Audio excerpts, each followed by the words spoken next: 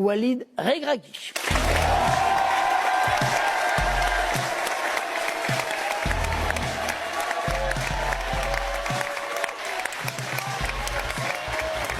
Bonsoir Walid.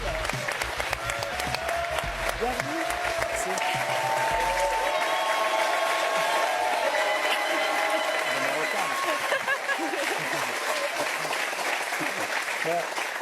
Vous avez l'habitude.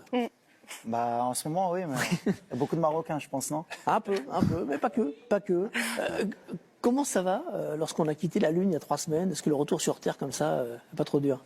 Il faut récupérer beaucoup d'énergie, le contre-coup. Et puis, on ne se rendait pas vraiment compte de ce qu'on avait fait à la Coupe du Monde, mais le retour à la normale nous le rappelle tous les jours qu'on a fait quelque chose de fantastique. Ah, vous avez multiplié les festivités, vous avez été reçu par le roi du Maroc, vous avez été fêté par le peuple marocain. On va voir quelques images dans les rues de Rabat. C'est à ce moment-là que vous avez mesuré l'effet, l'impact émotionnel de ce que vous avez réussi? Bah forcément, moi je l'avais vécu en 2004 après notre retour de la CAN, donc je savais qu'on allait avoir un accueil de ce niveau-là. C'est plus pour les joueurs aussi, parce que quand on leur disait que quand on allait rentrer au Maroc, ils allaient voir quelque chose de fantastique, bah, ils s'en sont rendus compte et on le voit là sur les images sur le bus, que, voilà, ils sont tous heureux, ils se rendent compte qu'ils ont rendu des millions de personnes heureuses. J'imagine que tous les gens que vous croisez depuis la Coupe du Monde vous ramènent à ça finalement, vous dites « Ah ouais, c'était formidable, extraordinaire ». Comment on fait pour passer à autre chose finalement? Parce qu'il y a une nécessité de passer à autre chose aussi. Bah, pour le moment, la chance qu'on a quand on est sélectionneur, c'est que le prochain match c'est au mois de mars, donc là on a le temps quand même on va dire d'en profiter et de se rendre compte qu'on a fait quelque chose d'exceptionnel et puis d'en profiter avec la famille aussi et les amis. Mais va falloir redescendre sur terre parce qu'il y a une compétition dans un an, je crois, jour pour jour. Ça va être la CAN en Côte d'Ivoire. Donc après, il faudra se projeter pour aller faire quelque chose de grand aussi chez nous en Afrique. C'est l'avantage du poste de sélectionneur. Les entraîneurs disent on a le droit d'être heureux pendant 1 heure et puis il y a le match suivant. Bah vous avez un an. On a un an, en tout cas, jusqu'au mois de mars. Ouais, c'est ça. Ouais. Vous avez également changé de statut, hein, finalement. Je ne crois pas vous manquer de respect en disant que voilà, vous n'étiez pas une star mondiale et puis tout à coup tous les projecteurs sont sur vous, tout ce que vous dites est médiatisé. Comment on fait pour ne pas se perdre aussi individuellement là-dedans?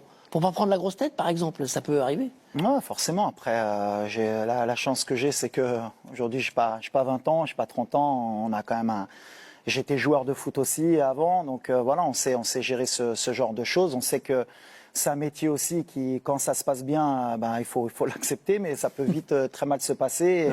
Et on sait qu'il y aura le retour de bâton quand ça ira mal. Donc voilà, aujourd'hui, je ne me pose pas ce genre de questions de se dire si ça va ou ça va pas. On avance et on se concentre sur le prochain objectif. Le Maroc a bénéficié d'un soutien très important, pas seulement de ses supporters. Le monde arabe au sens large était derrière vous. L'Afrique aussi, c'est ce qu'on a dit. Je me tourne vers vous, Habib, vous qui êtes international sénégalais. Franchement, est-ce que les pays de l'Afrique subsaharienne étaient tous ravis? Parce qu'il peut y avoir un peu de jalousie. Vous auriez préféré que le Sénégal soit en demi-finale, non? Il n'y a pas de gros lien entre le Sénégal, le Ghana, le Cameroun et finalement le Maroc. Non, mais il faut être très honnête. Même parfois, on a essayé de créer une scission, en quelque sorte, entre le Maghreb et justement l'Afrique subsaharienne ou éventuellement le Sénégal, le Mali, toutes les équipes, le Ghana, le Nigeria. Et ce que j'ai aimé, moi, dans le discours de Walid, c'est qu'à chaque fois, il a rappelé que c'était aussi l'Afrique qui triomphait. Et il l'a dit à chaque conférence de presse. Il était très content pour le Maghreb, pour le Maroc, mais il a aussi associé l'Afrique. Et ce qu'on dit assez souvent, c'est que le succès qu'ont pu avoir, par exemple, le Nigeria, le Ghana, le Cameroun, le Sénégal aussi en 2002 et celui maintenant du Maroc, c'est qu'on voit l'Afrique triompher, de voir aujourd'hui une sélection aller en demi-finale d'une Coupe du Monde. J'espère que c'est une immense satisfaction pour tous les Africains parce que aujourd'hui, on a été toujours catalogué en quelque sorte comme le plafond de verre. Ce plafond de verre, il a été rompu.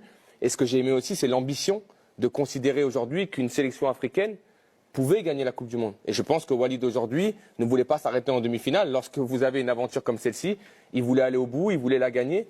Et c'est ça qui est intéressant. Maintenant, ça a existé. Il ne faut pas se cacher. Il y a eu parfois cette scission entre l'Afrique type Nigeria, Ghana, Sénégal, tout ce qui... Et puis le Maroc et le Maghreb ou l'Algérie qui étaient un petit peu séparés. J'espère que cette aventure-là nous a en quelque sorte réconciliés avec l'Afrique. On reparlera bien sûr du match contre l'équipe de France un peu plus tard, mais l'actualité du week-end, c'est la